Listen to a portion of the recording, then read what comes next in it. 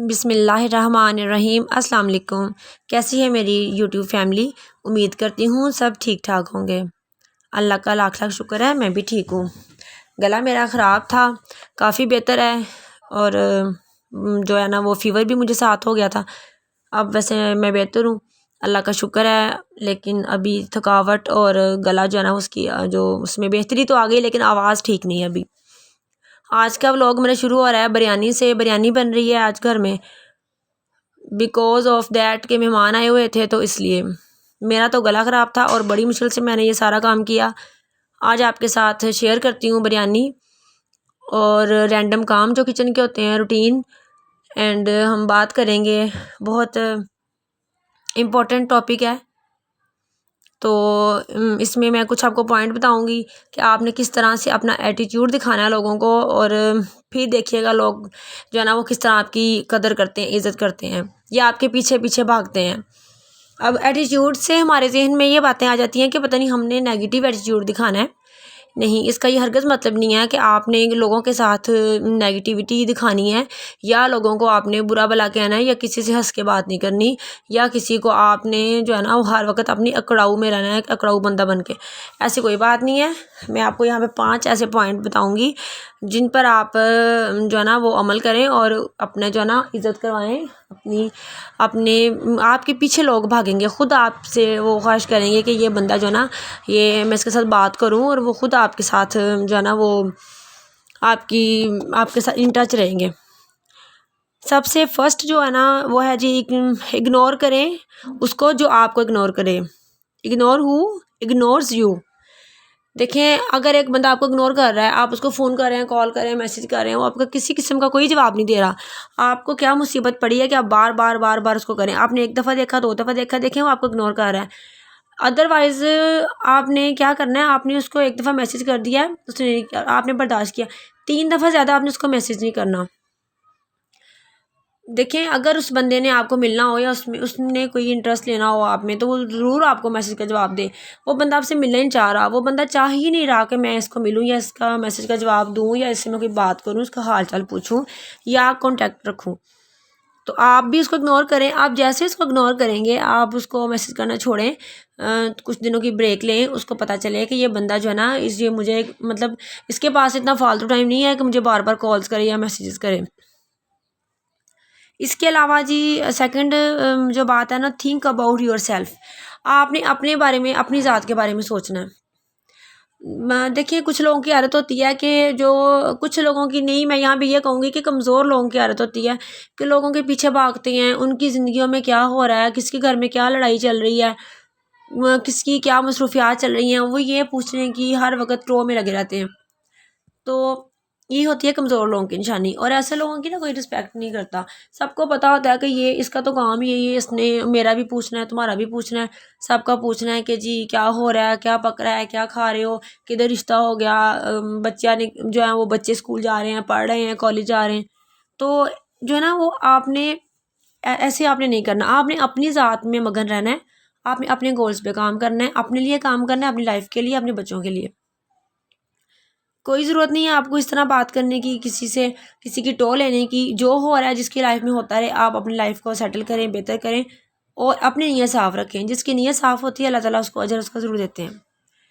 आगे आ जाते हैं जी, don't try to be too noise sorry nice. Don't try to be too nice. आपने नाइस नहीं बनना, इतना ज़्यादा आपने नरम दिल नहीं बनना, इतना ज़्यादा आपने छुई मुई नहीं बन जाना कि जी कोई भी आपको कुछ भी कह दे, जी बस कोई फ़र्क नहीं पड़ता किसी को। अगर वो जी अगर आपको कोई बात कर रहे हैं, आप आगे से खामोश हैं, नहीं आपने अगर जवाब नहीं दिया, आपने टू द पॉइंट जवाब देना है और टू द पॉइंट उनसे बात करनी है। ये नहीं कि आप बिल्कुल जवाब ना दें, उनको 1 से 2 पॉइंट बात करें। अगर आपको लग रहा है ना कि आप इस बंदे का मुकाबला नहीं कर सकते, आप वहाँ से उठ के ही साइड पे चले जाएं, वही बेहतर है, उस जगह कोई छोड़ दें। तो देखिए, अगर आप बहुत ज़्यादा नरम दिल हो जाते हैं ना किसी के साथ, तो फिर लोग इसका नाजायज़ फ़ायदा उठाते हैं। लोग ये समझते हैं कि इनका गुजारा नहीं है, तो ये तो मर जाएंगे हमारे बगैर, ये तो ज़िंदगी नहीं गुजार सकती, तो कुछ नहीं कर सकते। और अगर लोगों को लगता है ना कि ये बंदा अपनी ज़िंदगी में कामयाब हो रहा है, तो लोग बहुत जेलस होते हैं, और हमें बहुत तरीक़ों से लोग ना करने की कोशिश करते हैं कि जी डरावे देते हैं हमें, हमें कई किस्म के हमारे अंदर खौफ पैदा करते हैं। तो इस तरह ये कि आपने बहुत ज़्यादा आपने ब्रेव बनना है, आपने बहुत कमज़ोर नहीं बनना, बहुत नरम दिल, बहुत जो है ना इस तरह की आपने एटीट्यूड नहीं दिखाना। अगर आप अपने एटीट्यूड को बहुत से सॉफ्ट दिखाएंगे ना, तो फिर लोग भी आपसे जो है ना वो ज़्यादा हर तरीके से वो आपको सॉफ्ट समझेंगे और हर तरीके से आप पे ना वो जो है वो हमला करेंगे कि बस इसको मैं जो मर्ज़ी कह लूँ, इसने तो मुझे कुछ आगे से कहना ही नहीं है। इसके अलावा है जी, आपने एक्सक्यूज़ेस नहीं करनी। Don't over excuses. अब एक्सक्यूज़ेस क्या है कि माफ़िया आपने नहीं मांगनी जगह जगह, ज़रा सी गलती हुई मुझे माफ़ कर दें, या ये होता है कुछ हो गया तो हम सोचते हैं कि जी देखिए मुझसे ये गलती होगी, चलें जी मैं माफ़ी मांग लेता हूँ जी, सारा मामला ही ठीक हो जाएगा, घर का माहौल ठीक है। लेकिन नहीं, देखिए जहाँ पे आप गलत है आपने वहाँ माफ़ी मांगनी है। अगर आप बिला वजह माफ़ी मांगेंगे ना, तो उनको ये पता चल जाएगा लोगों को कि ये तो बंदा हर बात पे हर जगह से माफ़ी मांग रहा है, इस बंदे ने फिर माफ़ी मांग लेनी है तो माजरत कर लेनी है, चलो जी। एक्सक्यूज़ेस जो है ना वो बार बार नहीं होती, हर दफ़ा नहीं होती, एक दफ़ा एक्सक्यूज़ होती है। उसके बाद अगर फिर भी आपको कोई नहीं समझ रहा, फिर भी आपकी बात का यकीन नहीं कर रहा, तो ये आप सब अल्लाह ताला पे छोड़ दें। फ़ी अमान अल्लाह, अल्लाह ताला बेहतर करने वाला होता है।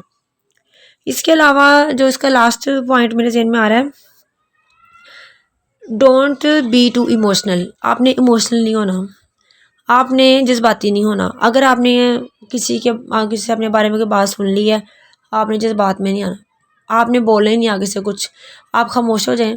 जो भी बोलें बाद में सोच समझ के बोलें, बहुत सोच समझ के बोलें, क्योंकि जल्दबाजी में बहुत ज़्यादा हम गलत लफ्ज़ हमारे मुँह से निकल जाते हैं।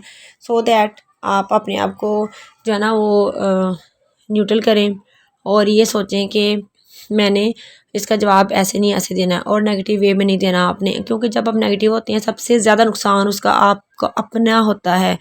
ये तब हमें नहीं पता चल रहा होता, लेकिन हम अपने आप को जड़ भून रहे होते हैं, अपने आप अपना जहन ख़राब कर रहे होते हैं, हमारे अंदर नेगेटिव वाइब्स आ रही होती हैं, हमारी एनर्जी वेस्ट हो रही होती है हमारे अंदर।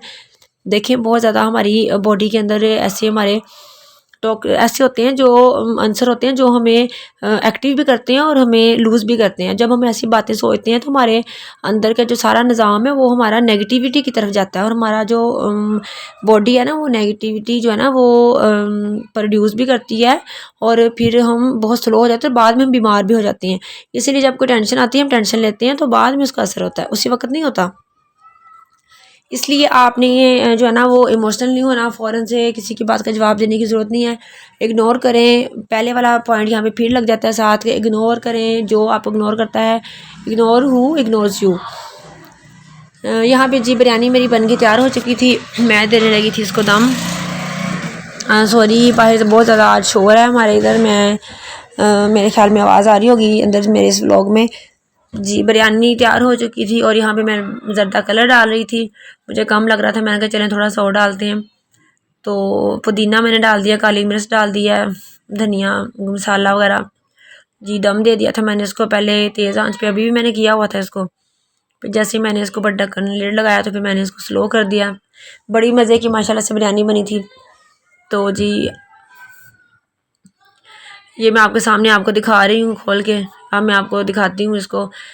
तो अब मुझे वैसे आज लग रहे थे कि चावल थोड़े ज़्यादा गल गए हैं, लेकिन जब मैंने बाद में देखा तो माशाल्लाह बिल्कुल ठीक थे, बहुत अच्छी बनी थी बिरयानी। और अगर आप कहेंगे मैं आपको इसकी रेसिपी भी दूंगी, बहुत अच्छी और इजी रेसिपी है, इसमें कोई भी इतना माप तोल का चक्कर नहीं है। और चावल कैसे उबालने हैं, क्या इसमें ट्रिक है जिससे चावल टूटे नहीं, वो भी मैं आपको बताऊँगी। जो मेरे सब्सक्राइबर हैं, जो मेरे व्लॉग्स देखते हैं, मेरे चैनल को सब्सक्राइब जिन्होंने किया है, मेरी वीडियोस को लाइक करें, शेयर करें, ताकि मैं और ज़्यादा जो है ना आपके लिए अच्छी वीडियोस लेके आ सकूं। और जो लोग मेरे चैनल पे नए हैं वो मेरे चैनल को सब्सक्राइब करें, ताकि मैं और ज़्यादा एनर्जेटिक हूँ और आपकी अच्छे अच्छे कमेंट्स पढ़ूँ। और मिलते हैं फिर आपसे हम अगले व्लॉग में, इंशाल्लाह अगले व्लॉग में मुलाकात होगी। अगले व्लॉग तक के लिए अल्लाह हाफिज़।